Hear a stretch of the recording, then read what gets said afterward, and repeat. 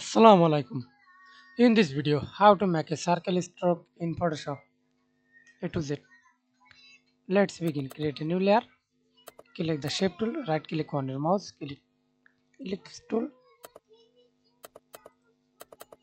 Without fill. Stroke. Stroke color black. Line. Press enter. Then hold shift click and drag it.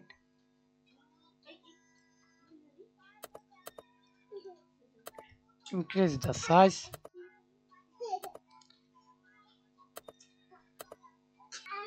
Okay, and another apply another again is fill color red, stroke color black.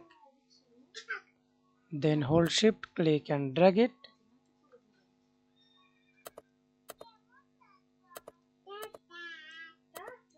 and click this layer or without fill, then click apex, select stroke and select stroke color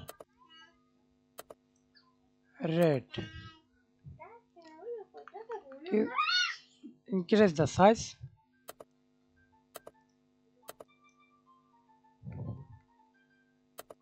Okay, thanks for watching video. Please subscribe to my channel, like, comment, share. Apply the same process.